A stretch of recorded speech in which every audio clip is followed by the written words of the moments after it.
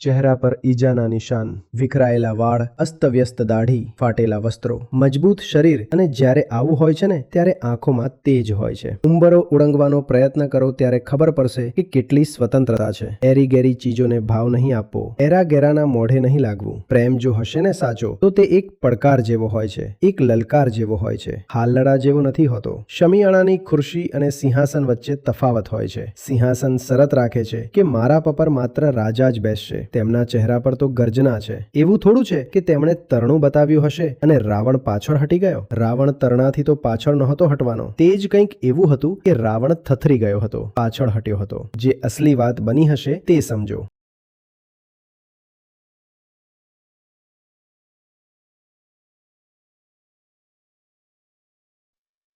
તમે સ્વતંત્ર છો એ તમને ખબર જ કેવી રીતે પડશે? તમને કેવી રીતે ખબર પડશે કે તમે સ્વતંત્ર છે?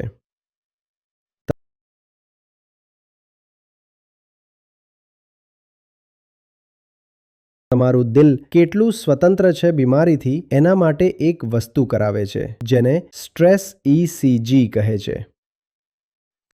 સ્ટ્રેસ આવે ત્યારે જ તો ખબર પડે કે હાલત શું છે. તમે જીવનમાં કોઈ સ્ટ્રેસ જ નથી લાવી રહ્યા તો તમને ખબર શું પડશે કે તમારી હાલત શું છે? ઘણા લોકો માત્ર એટલા માટે મરે છે કારણ કે તેમના જીવનમાં કોઈ સ્ટ્રેસફુલ શારીરિક પ્રવૃત્તિ હોતી જ નથી. તેથી તેમને અંદરની બીમારીઓ લાગેલી હોય છે જે સાવ છેલ્લા સ્ટેજ સુધી પહોંચી જાય છે. પરંતુ જો તમે તમારા શરીર પાસેથી માત્ર 10% ક્ષમતાનું કામ લઈ રહ્યા હો તો બીમારીએ તમારી 80% ક્ષમતા ખાઈ લીધી હોય તો પણ તમારું શરીર કામ કરતું રહેશે અને તમને ખબર જ નહીં પડે. તમે વાત સમજી રહ્યા છો? પરંતુ જે પોતાના શરીર પાસેથી 80% કામ લે છે તેને બીમારીની તરત ખબર પડી જાય છે. નહીં તો બની શકે કે ફેફસામાં કેન્સર હોય અને તમને સાવ અંતમાં ખબર પડે કારણ કે શ્વાસ તો ચાલતા જ હતા. શ્વાસ રોકાવાના ત્યારે શરૂ થયા જ્યારે ફેફસા પૂરેપૂરા ખતમ થઈ ગયા હતા. પણ જો તમે રોજ સવારે 5 કિલોમીટર દોડતા હો તો ફેફસાનું કેન્સર તરત પકડાઈ જશે. સાવ શરૂઆતમાં જ પકડાઈ જશે કારણ કે તે દોડવામાં અવરોધ ઊભો કરવા લાગશે. તમે કેટલા સ્વતંત્ર છો? સ્વતંત્રતાને હું અહીં સ્વાસ્થ્ય અને સ્વસ્થ હોવાના પર્યાય તરીકે લઉં છું. તમે કેટલા સ્વતંત્ર છો એ તો ત્યારે ખબર પડશે ને જ્યારે તમે બેડીઓને પડકાર આપશો. જે પડકાર નથી આપતો તેને શું ખબર? મેં એકવાર કહ્યું હતું, પોતાની મરજીથી ચાલી રહ્યા હોવ તો ઊભા રહીને બતાવો. તમારા ચાલવામાં કેટલી સ્વતંત્રતા છે તે હમણાં જ ખબર પડી જશે. ઊભા રહીને બતાવી દો. કંઈક જરા અલગ તો કરો જિંદગીમાં. કંઈક એવું લાવો જેમાં પ્રયોગ હોય, પરીક્ષણ હોય. વાતને ઘસવામાં આવે. નહીં તો પોતાની જાતને એ ભ્રમ આપતા રહેવો કે અમે તો સ્વતંત્ર છીએ એ બહુ સરળ છે. જેલમાં કેદી છે તે પણ જો જેલના બધા નિયમોનું પાલન કરી રહ્યો હોય તો સ્વતંત્ર જ છે ને. કોણ તેને રોકવા ટોકવા આવે છે? ઉલટાનું, સારા વર્તન માટે ઘણા કેદીઓને તો પ્રશંસા પણ મળે છે. જેલનો કેદી પણ પોતાની જાતને બહુ સ્વતંત્ર માની શકે જો તે બધું જ એવું કરે જે જેલવાળા ઈચ્છે છે. તમને કેવી રીતે ખબર કે તમે સ્વતંત્ર છો? ક્યારેક કંઈક નિયમ કાયદા તોડીને પણ બતાવો. જ્યારે તોડવા લાગશો બેટા ત્યારે ખબર પડશે.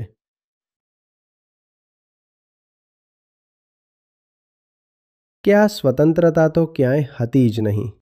આપણે એટલા જ સ્વતંત્ર છીએ જેટલી ખીલે બાંધેલી ગાય પોતાની સીમાની અંદર હોય. તેના માટે આ તેની 4 દિવાલો છે. ગાય પૂછવા આવી, ફ્રીડમ? તો ગાયને કહેવામાં આવ્યું, ફ્રીડમનો અર્થ છે કે તું અહીં પણ બેસી શકે છે, અહીં પણ બેસી શકે છે અને અહીં પણ બેસી શકે છે. એટલા માટે શબ્દ છે બિયોન્ડ. ગાયે પૂછ્યું, શું હું આની પેલે પાર જઈ શકું છું? ત્યાં એક લાકડી પડી પટ દઈને. આની અંદર તો પૂરી સ્વતંત્રતા છે. આ કરો કે આ કરો. અરે, આને ક્યારેક પડકારીને જુઓ તો ખબર પડશે કે મામલો કેટલો સ્વતંત્ર છે.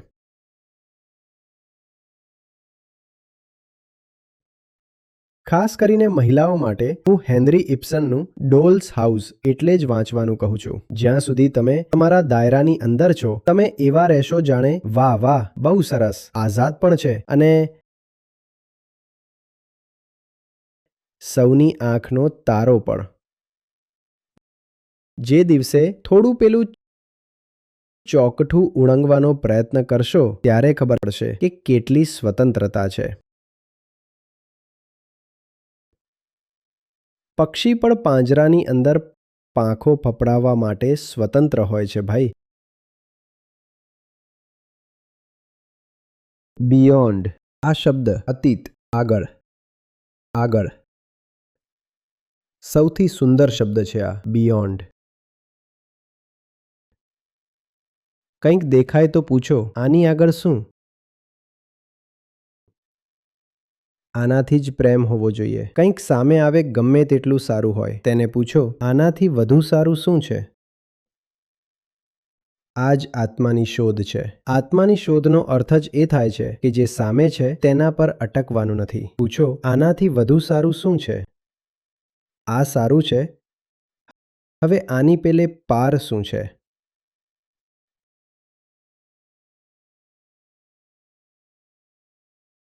ફરીથી કહું છું, અધ્યાત્મનું આપણી સામે જે સંસ્કરણ લાવવામાં આવ્યું છે ને, તે બહુ દૂષિત છે. કેટલીક વાતો જે આપણને કહી દેવામાં આવે છે, ઉદાહરણ તરીકે, જે છે તેનો સ્વીકાર કરો. આ બધી વાતો અધ્યાત્મના બિલકુલ વિરુદ્ધ છે. અધ્યાત્મનો અર્થ જ એ થાય છે કે ક્યારેય સ્વીકાર ન કરો. કારણ કે જે છે તે તો તમને ખબર છે ને કે તમારી જ દૂષિત અવસ્થાનો માત્ર એક પડછાયો છે. જો તમે તેનો સ્વીકાર કરી લીધો તો એનો અર્થ એ કે તમે તમારી દૂષિત હાલતનો સ્વીકાર કરી લીધો. ના, નિરંતર નકાર. નકાર થઈ જ નથી શકતો.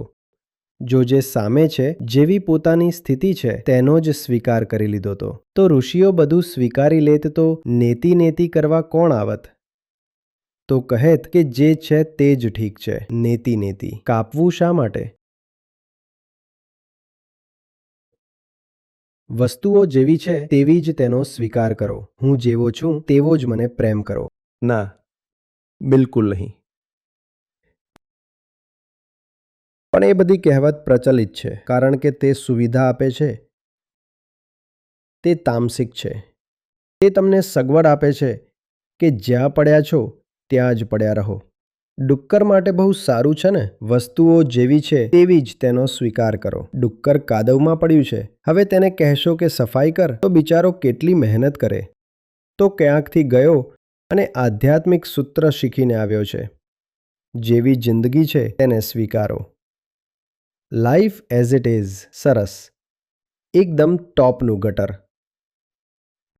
અને કેવી હોય છે જિંદગી એઝ ઇટ ઇઝ? ટોપનું ગટર. બીજું શું છે? પરંતુ આ આધુનિક અધ્યાત્મ આ જ છે. સ્વીકૃતિ. બિનશરતી સ્વીકૃતિ. બિનશરતી પ્રેમ. બિનશરતી પ્રેમ એટલે શું? કે ત્યાં કાદવમાં ડુક્કર પડ્યું છે તેને જઈને બિનશરતી પ્રેમ કરવા લાગુ અને પછી કહું કે મને સત્યથી પણ પ્રેમ છે, તો સત્ય અને ડુક્કર તો એક જ થઈ ગયા ને? કાં તો સત્યને પ્રેમ કરી લો અથવા ગંદકીમાં આળોટતા ડુક્કરને પ્રેમ કરી લો. બંનેને એક જ શ્વાસે સમાન રીતે પ્રેમ નહીં કરી શકો. કરી શકશો? તો આ શું હોય છે બિનશરતી પ્રેમ? શરતો તો હોવી જ જોઈએ. બહુ સસ્તો પ્રેમ હશે જે શરતો નથી રાખતો. તે પ્રેમ નથી. ખુરશી છે, કોઈ પણ આવીને બેસી જાય? શરતો હોવી જોઈએ ને. શમિયારાની ખુરશી અને સિંહાસન વચ્ચે તફાવત હોય છે. સિંહાસન શરત રાખે છે, મારા પર માત્ર રાજા જ બેસશે. અને રેલવે પ્લેટફોર્મની ખુરશી કોઈ શરત રાખતી નથી.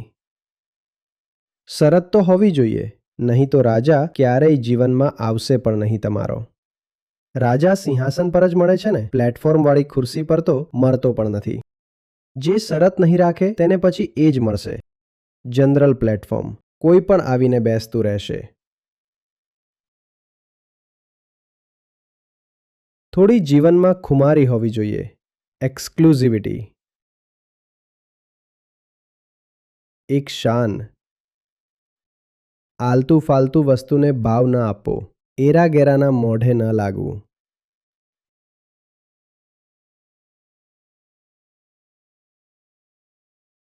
તું કેમ એરો ગેરો છે? હું તારું અપમાન નથી કરી રહ્યો. હું તને પ્રેરણા આપી રહ્યો છું, કારણ કે મને ખબર છે કે તારામાં પણ એ જ સંભાવના છે જે કોઈ ઊંચામાં ઊંચા વ્યક્તિમાં છે. તું તારી સંભાવના કેમ સાકાર નથી કરતો? અને જે દિવસ સુધી તું તારી સંભાવના સાકાર નથી કરતો, તે દિવસ સુધી હું તારો સ્વીકાર નથી કરતો. શરત રાખવાનો અર્થ એ નથી કે હું કોઈને નીચો જાહેર કરી રહ્યો છું. શરત રાખવાનો અર્થ એ છે કે હું તેને જણાવી રહ્યો છું કે તું જે થઈ શકે છે તેનાથી તું બહુ નીચે જીવી રહ્યો છે. હું ઈચ્છું છું કે તું ઉપર ઉઠે, એટલા માટે શરત રાખી રહ્યો છું. બીજાને બિનશરતી સ્વીકારવા કરતાં પોતાની સ્થિતિઓને બિનશરતી સ્વીકારવામાં આપણો સ્વાર્થ છે. શું તેને કહીશું કે તું બદલ? તો આપણે પણ બદલાવવું પડશે ને. તું ના બદલાય, હું ના બદલાવ. તું ત્યાં આડોટ, હું અહીં આડોટું. બંને એકબીજાને અનકન્ડિશનલી એક્સેપ્ટ કરી રાખ્યા છે.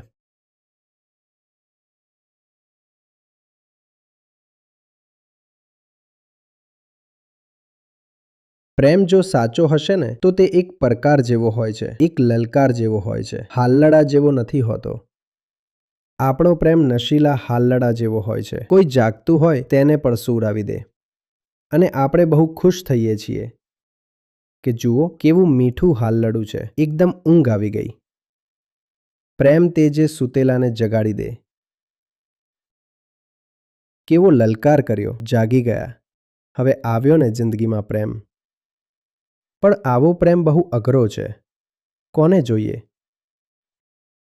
સૂતા હોઈએ અને પલંગ પરથી નીચે પાડી દે તેવી લલકાર મારી દીધી. લલકાર ત્યાંથી, ચીત્કાર અહીંથી. હાલરડાવાળું ઠીક રહે છે. તું ગા, હું સૂઈ જાઉં, સુખદ સપનામાં ખોવાઈ જાઉં. કઈ વાત સમજમાં આવે છે?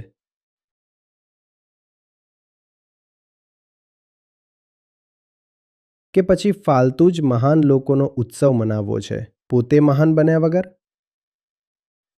આ કયો ઉત્સવ છે જેમાં આપણે ઘેટા બકરા, કીડી મકોડાની જેમ બેસી જઈએ છીએ અને કહીએ છીએ કે બસ તે લોકો મહાન હતા? તેમને કેટલું ખરાબ લાગતું હશે. તમે મને મહાન કહી રહ્યા છો, તમે પોતે શું છો? જ્યારે કે તમે બિલકુલ એ જ થઈ શકો છો જે અમે થયા, તો પછી તમે કેમ આવા બનીને બેઠા છો?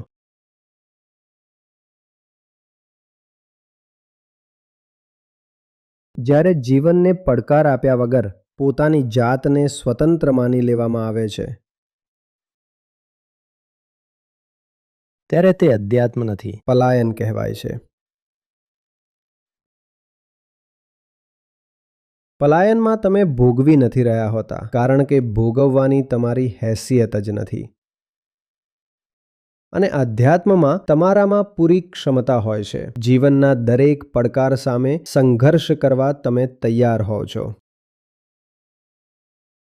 તમે જીવો છો, તમે જીતો છો અને જીત્યા પછી કહો છો નથી ભોગવવું.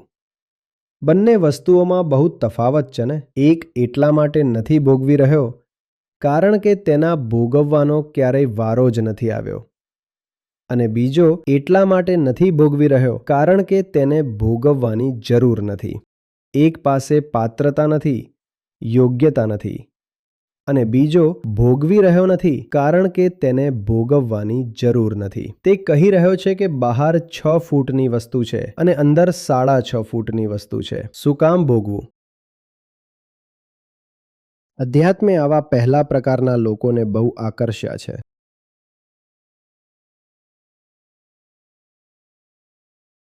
તેઓ બહુ ખુશ થાય છે. કહે છે અહીં ત્યાગ વગેરેની વાતો થાય છે. અહીં તો જેમની પાસે હોય છે તેમનું પણ છોડાવી દેવામાં આવે છે. આપણા માટે તો સુવિધા છે. આપણી પાસે તો કંઈ છે જ નહીં. આ જગ્યા આપણી છે.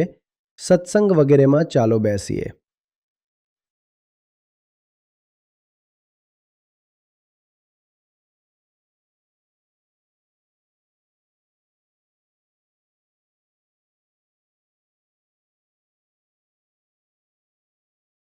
આ વિજેતાઓનું ક્ષેત્ર છે. અર્જુન અને કૃષ્ણ છે ત્યારે ગીતા છે. એવું થોડું કે ત્યાં આજુબાજુના બે પ્યાદા ઊભા છે, માથા પર ઊંધો વાટકો નાખીને, સાવ મળિયલ જેવા, એક 35 કિલોનો અને એક 45 કિલોનો. તેમની વચ્ચે ક્યારેય ગીતા પ્રગટશે? અને જેટલી વાર કૃષ્ણ અર્જુન વાત કરી રહ્યા હતા એટલી વાર પ્યાદાઓ પણ કંઈ ચૂપ તો નહીં બેઠા હોય ને. જેટલી વારમાં આપણે વાત કરીએ છીએ એટલી વારમાં ત્યાં પાછળ ગપસપ શરૂ થઈ ગઈ હશે. પ્યાદાઓનું કામ એ જ છે. ગીતા ચાલી રહી છે, તેમનું પોતાનું ચાલતું હોય. રામાયણ કંઈક બીજું.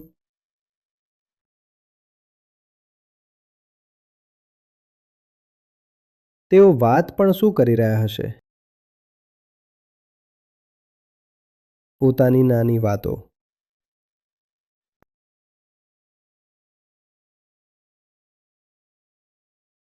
અધ્યાત્મ પણ મોટા યોદ્ધા માટે હોય છે. મોટી લડાઈ ઉપાડો ત્યારે જઈને તમે ગીતાને દિલથી અનુભવી શકશો. જીવનમાં જો એટલી મોટી કોઈ લડાઈ નથી જેટલી અર્જુન સામે છે, તો ગીતા તમને કોઈ બીજાની વાત લાગશે, કોઈ બીજાના સંદર્ભમાં, કોઈ બીજાને કહેવાયેલી વાત. પછી લાગશે જ નહીં કે મારી જિંદગીની વાત છે અને મને જ કહેવામાં આવી રહી છે.